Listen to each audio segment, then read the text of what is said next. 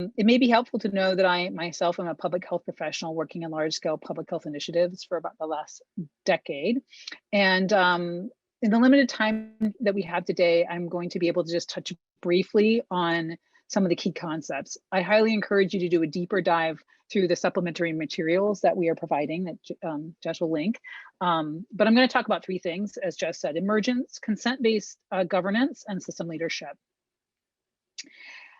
It's likely that many of you have been part of cross-sector multi-system efforts, and that you have probably noticed that there are some issues that just seem to be endemic to these kinds of efforts.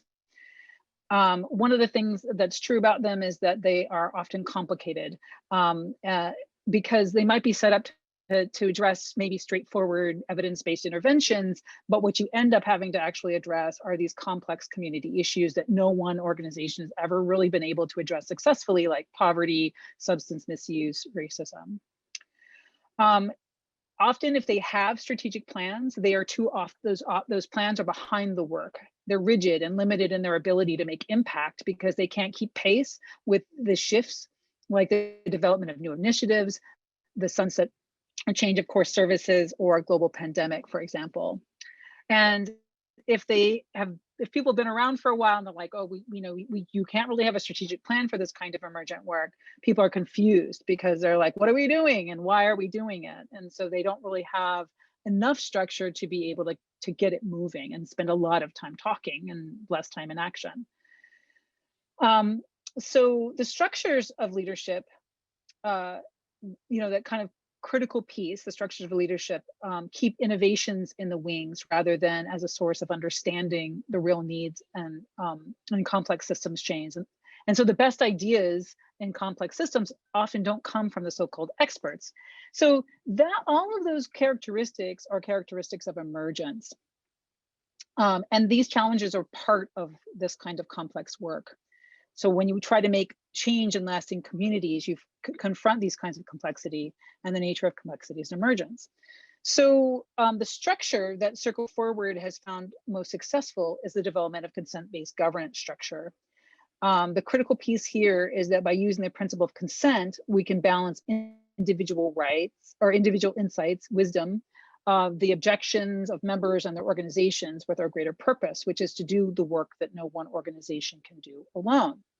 So here you can kind of see the image of the working groups for the Alliance. Each group has this kind of aim, each group has an aim, a specific value that they intend to produce for the network.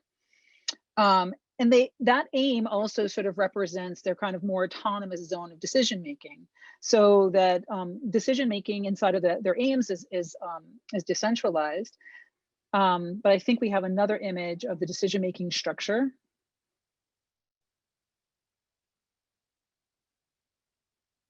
There it is. Thank you. So the decision making structure here, allows for those decisions and the advice to flow throughout the entire network. So a decision that's made can go back to people who are directly impacted by that decision. So those decisions and working groups are tested for consent with the broader Alliance membership. This is because we want to make sure that we are catching all of our blind spots and finding any risks that the Alliance cannot afford to take. These risks or objections, we consider them to be gifts. A lot of times when people are kind of feeling, oh, there's something wrong with what's going on in this effort, they may be not listened to or treated like they might be, just making trouble, or they don't understand. That's not the way that we see objections. We feel like everybody's got feelers into communities and they have insight and wisdom that needs to be surfaced and explored. And often what happens is that we find ways to adapt. And that's actually how we address the emergence that's happening in real time. So one of the things that I want to talk a little bit about is leadership. A lot of efforts have been focused on building leadership capacity. But one of the things that we have learned is that might seem surprising or not, is that efforts fail not due to the lack of appropriate leadership, but to systems that stymie and stifle the right kind of leadership that already exists. So just if you can go to the systems leader slide.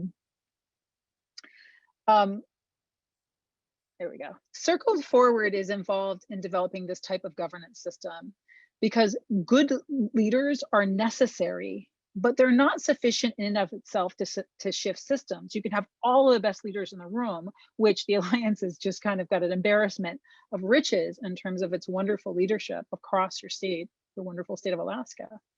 But there's also a way in which we have to work collaboratively.